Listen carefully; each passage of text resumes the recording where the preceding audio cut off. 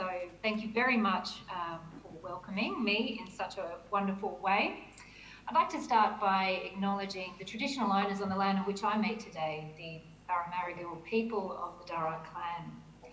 And we have a short time together, but I'm really excited about sharing with you the work we've been doing here in Greater Sydney, and certainly the progression we've made from the concept of planning reform through to delivery.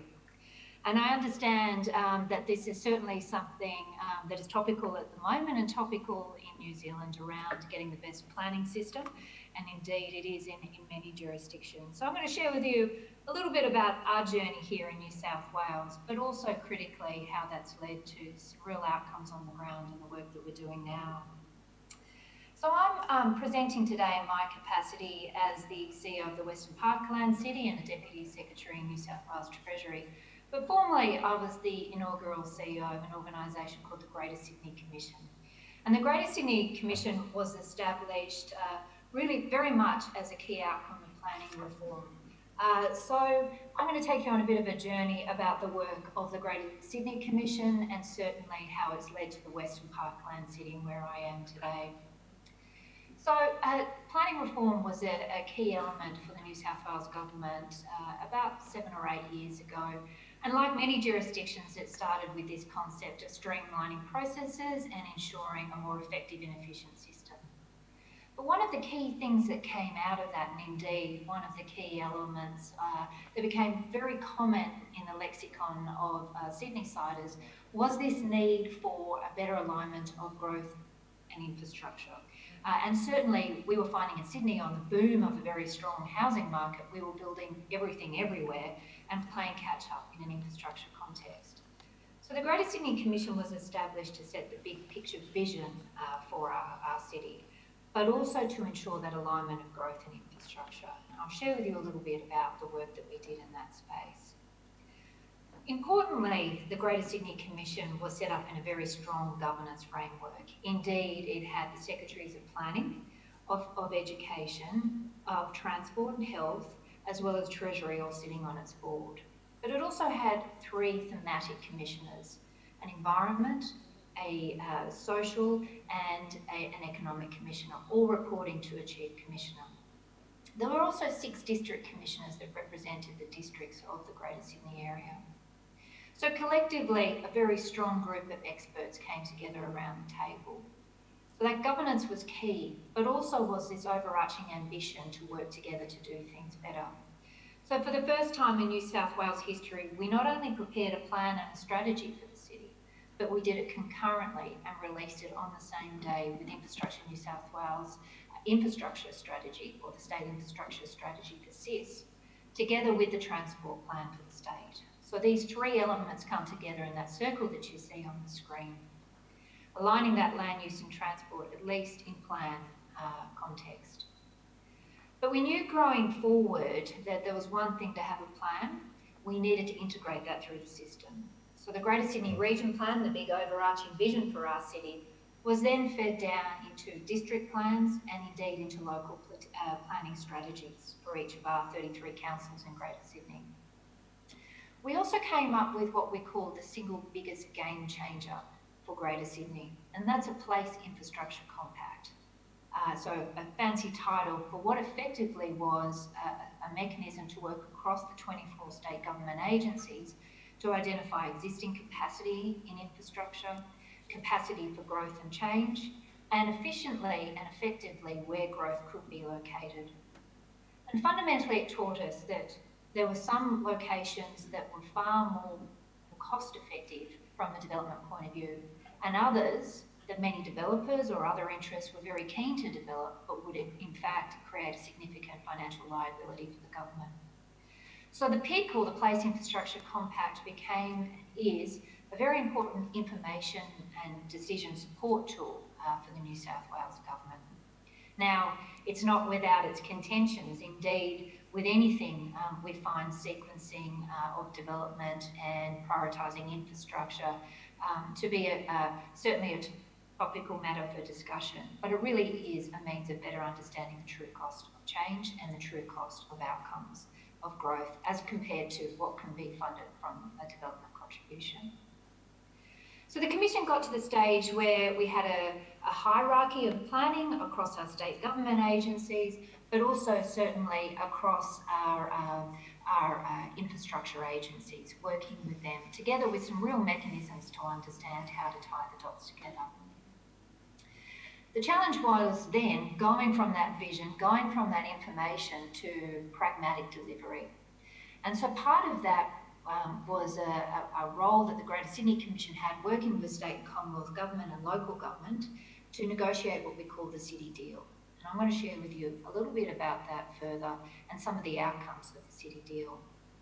But in essence, really going from an original concept of planning reform and the Greater Sydney Commission being one of those reform factors coming out of that, really building on this concept of a need to align growth and infrastructure through to a complete hierarchy of planning documents, really selling the picture and the growth targets of the city going forward. Now I'm going to drill down a little bit into place, and this is important because one of the key changes we created as the Greater Sydney Commission was to focus around place. When we listened to our citizens in preparing the plan, we found that the Greater Sydney region had a substantial variation in place. So we have the Eastern Harbour City, that blue area that you see on the map, and so many people internationally recognise as Sydney CBD, its finance centre, its harbour bridge, its opera house, focused around the coast and its beaches. But we also have a really important developing heart of Greater Sydney, the geographic heart being the Greater Parramatta area, which we call the Central River City, focused around the Parramatta River. And then to our west, an area which has traditionally been less well invested in, an area that's traditionally been more affordable from a housing point of view, but certainly one that was in deficit in terms of jobs per resident, and that is our broader Western Parkland City. And that's the area that I'm going to drill down into today. Indeed, as you probably put two and two together, is the nature of the organisation that I am now leading, the Western Parkland City Authority, and our strong focus there. But I also want to tell a little bit of the story about the city. And sorry, we've moved a little bit quickly through the slides, but I do want to take you through the story of our three cities because it helps to put it in context. The first is the overarching challenges and opportunities that it presents. Substantial growth. Indeed, we're forecasting by 2056 that it will be the city the size of London in terms of population, 8 million people. That means that we need to generate an additional 735,000 new dwellings over the next 20 years, and that's a doubling of the number of dwellings that we have. And indeed, over the last few years, we've been accelerating at a rate of over 40,000 new dwellings in the city per annum. We compare that to 15 to 20 in London, it's pretty extraordinary growth. But we also have to generate jobs. And this is key across our three cities, given what we call the smashed avocado line, the goat's cheese curtain, or the red rooster line, whereby we certainly have a disparity in terms of socioeconomic opportunities and indeed household outcomes. So by that I mean certainly the northeastern part of our city has the vast majority of educational facilities, tertiary, higher performing primary schools, but also the lion's share of our finance and high value jobs. We needed to rebalance the city. Frankly, we have hundreds of thousands of people living in our Western Parkland City who are travelling to those opportunities in the Eastern City every day. Not only generating traffic, but also putting a load on their lifestyles and their ability to recreate, to exercise, spend time with their family, adding stress and certainly adding congestion. We knew we needed an approach and a strategy for the city that rebalanced it. And instead of always looking to the east, we wanted to make sure that we also generated jobs in the west. And that is a strong focus of the work that we are now leading. And we have a strong and significant job target of an additional 200,000 jobs over the next 20 years in the Parkland City to start to address that change. But it's not just about the volume of jobs, it is about the quality of jobs, and I'll be sharing a little bit with you shortly on that one. So that rebalancing is critical, but the last thing I'd flag is the challenges that are created by building a city the size of Canberra, or indeed 2 Canberras, in the next 20 years. And building it in a basin that is flood liable and indeed one of the hottest places in the Australian continent. We reached 50 degrees in the Western Parkland city last year, presenting new challenges around how we manage water, how we manage tree canopy cover and keep our city cool. So I referenced earlier the city deal. Well, the Western Sydney City Deal is a tripartite levels of government agreement around how we're going to improve our city. Starting off with that big picture plan that I referenced through to the Western City District Plan that really led to the 38 deliverables of the Western Sydney City Deal. And those commitments are very strong and very prominent. Indeed, one of them is a $11 billion rail line from one part of our city in the north to the south that has never experienced a north-south transport connection before. A substantial joint commitment by the Commonwealth and the state government that together reshapes our city. So we're into the city shaping infrastructure, we're into vision-led infrastructure, not just a predict and provide model, which we've traditionally experienced. So our new Western Sydney Airport Metro is a city shaper, and the first bit of infrastructure that's been planned for our city of that scale and magnitude that wasn't on the plans of Bradfield over 100 years ago. A real catalyst of change for us is our second airport, or the Western Sydney Airport, our 24/7 airport in the Sydney Basin, which is a game changer for us and which was really a huge catalyst for the city deal. But also critically, a livability program. So we can generate jobs, but we also need to create places where our people can live and enjoy themselves and get out of the heat. And so $190 million was jointly funded across those 3 levels of government for key projects in parks, public spaces, inland beaches, and a range of wonderful opportunities. And last but not least, a digital action plan, which is being led by one of our 8 city deal councils in the Parkland city. I'll come back to that one too, because it's a key element of our delivery and vision. So I'm going to zoom in now to the Western Parkland city, and if you recall my 3 cities map, you'll recall that yellow area on the Western Parkland city, and so that's the area that you see now in green before you.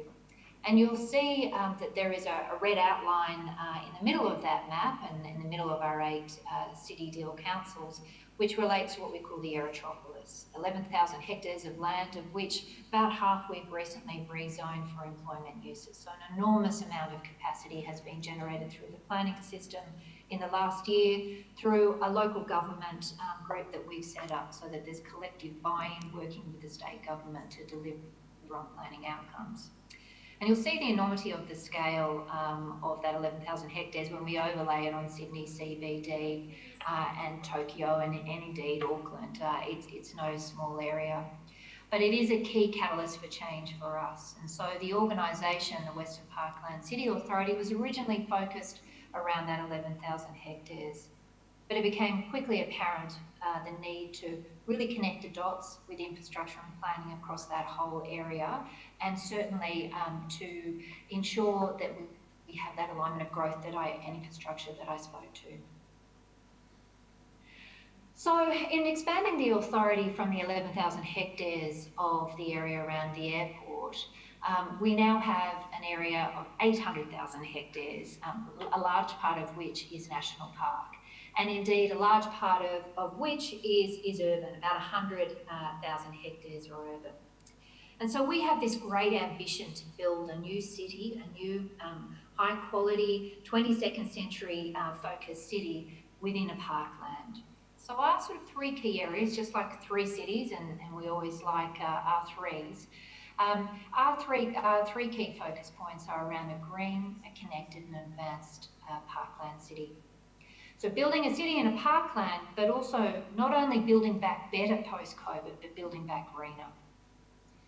A connected parkland city, so not only connected internationally through a new 24/7 airport or new metro lines, but digitally connected, supporting our less advantaged communities, particularly in the southwestern parts of our city, and also ensuring a new approach to how we think about connections across Greater Sydney, linking into our Eastern Harbour and Central River cities.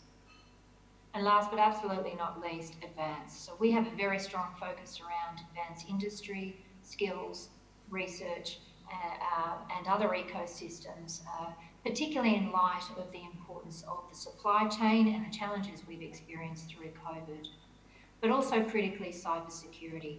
And this is a growing challenge and a growing opportunity for a new greenfield location where we're going to focus on defence, aerospace, and aviation industries. I could talk a lot more about that, but I'm conscious of time. As an organisation, we also have a strong focus around delivery. So going from running the Strategic Planning Authority for Greater Sydney, it's important that we have a strong focus around investment and delivering on that vision, around coordination. So we have a Chief City Coordinator who ties together the pieces of the puzzle. We have an investment attraction arm, inviting international businesses and encouraging them to come and locate within our city in those key industries, but also working with the local councils. So there's a bottom-up and a top-down approach to driving job generation. We also have a range of commitments such as the City Deal, but innovations such as multi-utilities, better ways to co-locate and integrate service delivery across our various services in the Parkland City. I'll come on to those in short a little bit too. But what is very important is how our partners work together. And so we have government partners and we also have industry partners. And so they are key to us in not only tying together the commitments into delivery, but as I said, generating jobs and outcomes. I'm just going to pause for a moment here and reflect on some of what a couple of key deliverables are as an authority, and really taking that vision of a Parkland City to the next level. And so we've created this concept of the blueprint. In the Parkland City, we have capacity for over 500,000 new dwellings. But capacity is one thing. The reality is, are we servicing those areas? Are we generating the infrastructure required to make them genuinely wonderful places to live and to work? And are we certainly creating the best environments that we can?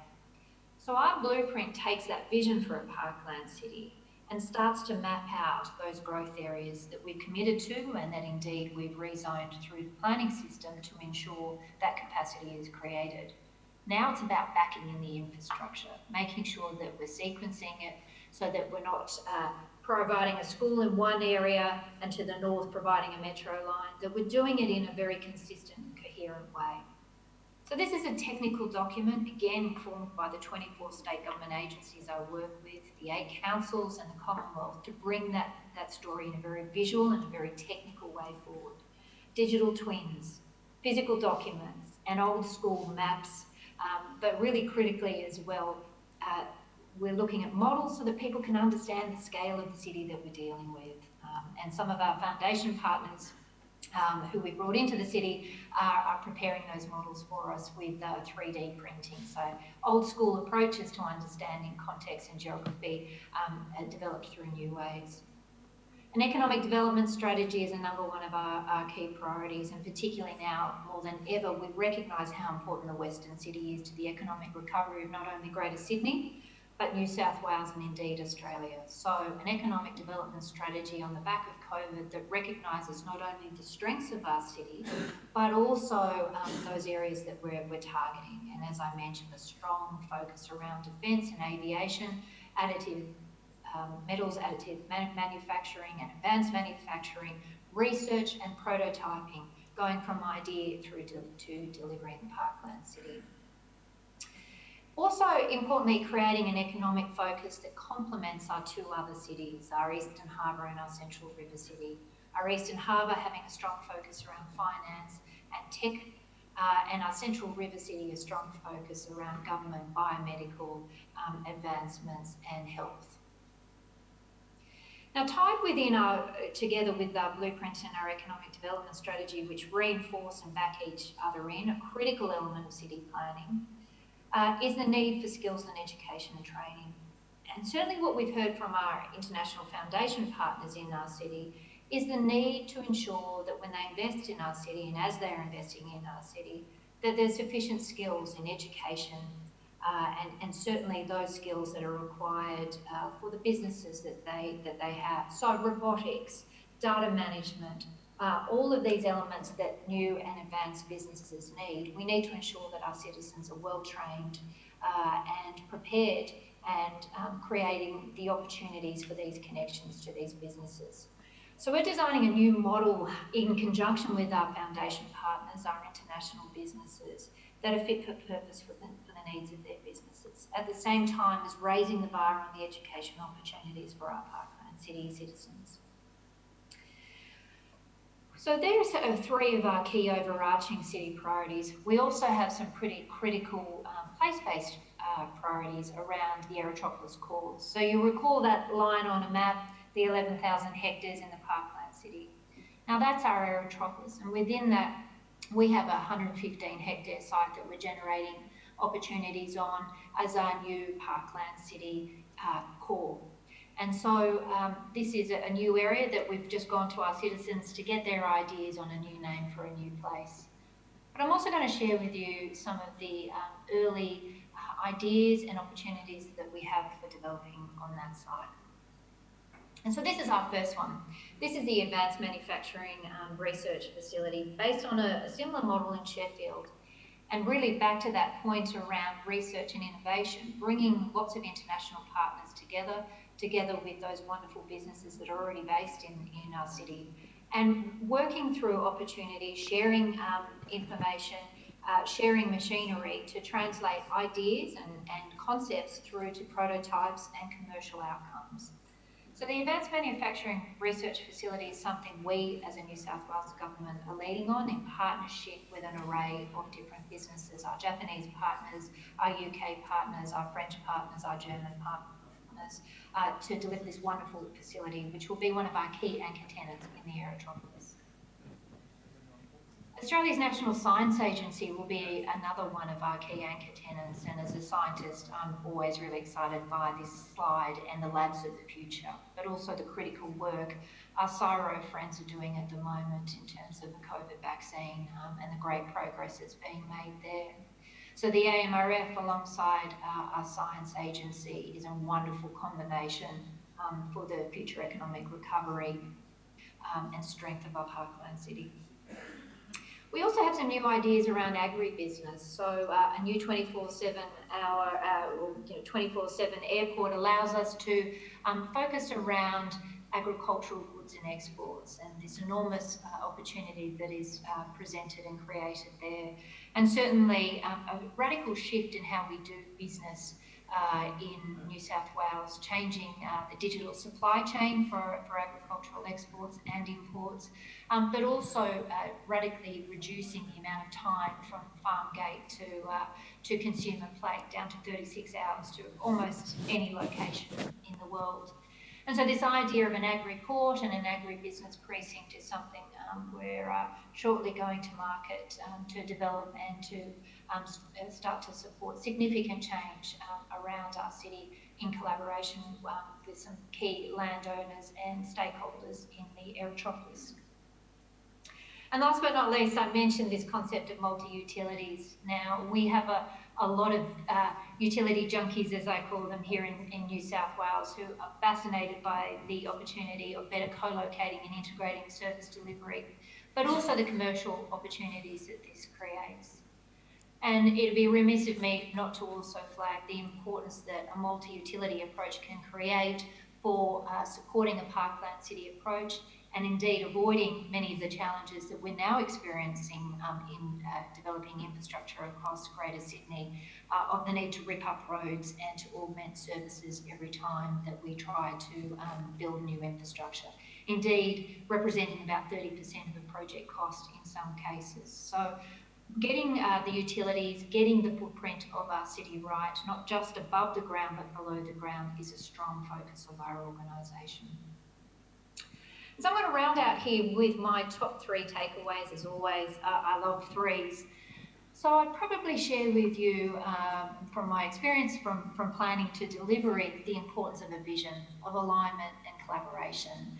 And you cannot underestimate the importance of bringing people to the table, but alignment around thinking and alignment around place, having a strong focus on place rather than a series of services or pieces of infrastructure.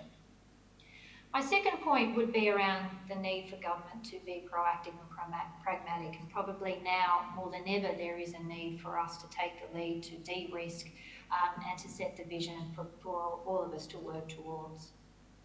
And last but absolutely not least, I call it windows of opportunity, but the need to adapt to times. You just cannot set and forget. We need to evolve the thinking, evolve the narrative, evolve the priorities within our Parkland city to meet the needs of the time and certainly our citizens. So thanks everyone. Thank you for the opportunity to share with you a bit about our three cities and our tale from here.